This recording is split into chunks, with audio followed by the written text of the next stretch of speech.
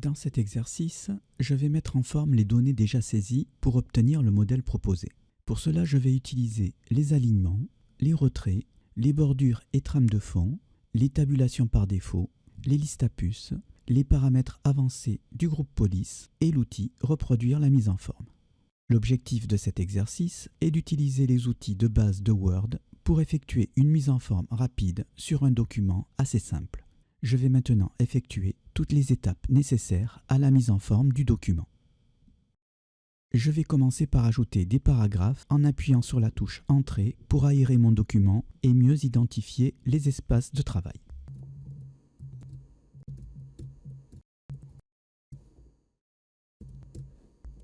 Je vais activer les caractères de mise en forme en cliquant sur la commande Afficher tout pour mieux me repérer dans mon document. Je vois tout de suite les marques de fin de paragraphe. Je vais sélectionner mes 3 premiers paragraphes. Je vais aller dans le groupe Paragraphes. Je vais les centrer.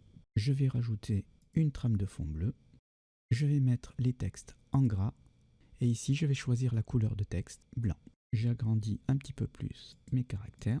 Et je vais ajouter de l'espace entre chaque lettre des caractères. Pour cela, je vais aller dans le groupe Police. Je vais cliquer sur le lanceur en bas à droite.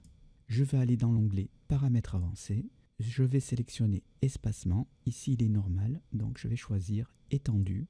Et ici, je peux augmenter l'espace. Donc chaque fois que j'appuie sur la flèche du haut, je rajoute un dixième. Donc je vais plutôt saisir directement, par exemple, un espace de 5 points. Je fais OK pour valider, et là, j'ai vraiment beaucoup d'espace entre les caractères. Je vais réduire l'affichage de ma trame de fond côté gauche en cliquant sur le retrait gauche, donc le petit rectangle qui est en bas. Je clique dessus et je le ramène à 3 cm.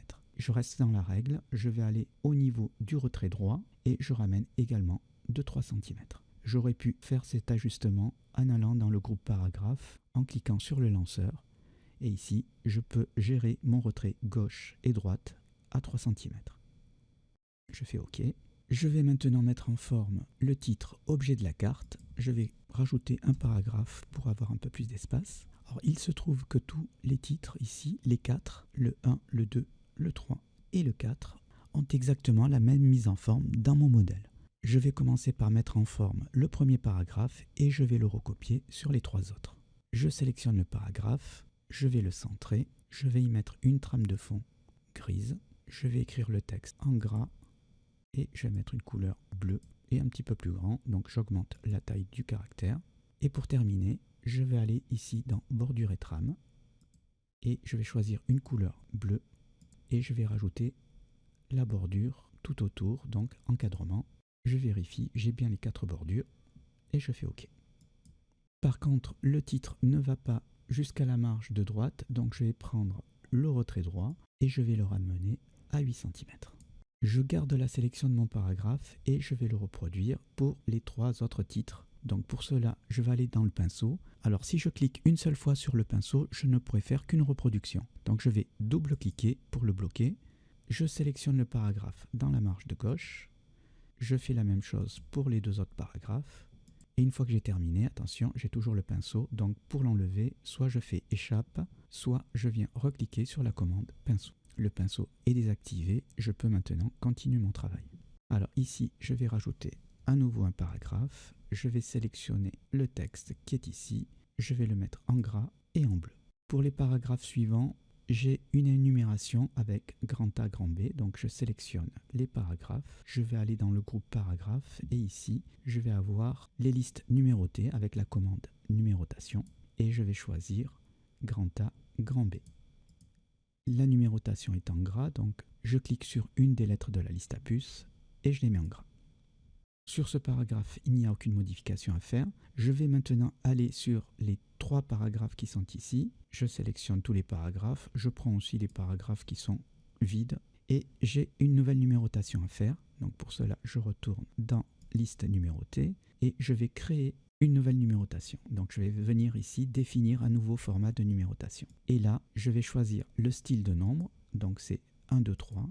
Et je dois rajouter règle numéro 1. Règle numéro 2, règle numéro 3. Donc devant le 1, j'ai la possibilité de paramétrer la liste comme je le souhaite. J'écris ce que je veux devant et même derrière. Donc je viens ici, je me mets devant et je vais écrire règle numéro, et je vois que toutes les listes à puces donc s'incrémentent. Règle numéro 1, numéro 2, numéro 3. Donc il me met en exemple le texte sélectionné. Je vais faire OK et j'ai bien maintenant ma numérotation. Règle numéro 1, 2, 3. Bien sûr, si je continue, si je fais Entrée, j'aurai règle numéro 4.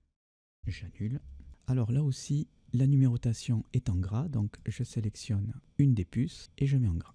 Alors je dois caler toutes les puces contre la marge. Donc je reprends tous mes paragraphes et je vais cliquer sur les retraits pour forcer tout le monde à venir ici contre la marge. Par contre, seule la première ligne doit rester contre la marge. Les autres lignes doivent se mettre au niveau de la tabulation. Je vais récupérer pour cela le retrait négatif, donc le deuxième triangle. Le retrait négatif bouge toutes les lignes sauf la première. Donc si je déplace le retrait négatif, la première ligne ne bouge pas, toutes les autres lignes bougent. Et quand je vais arriver au niveau de la tabulation, j'embarque la tabulation. Je vais rester au niveau de la tabulation par défaut, c'est-à-dire à 2,5, puisqu'on a une tabulation par défaut tous les 1,25 cm, donc à 1,25 et à 2,5. Et c'est ici que je vais me caler.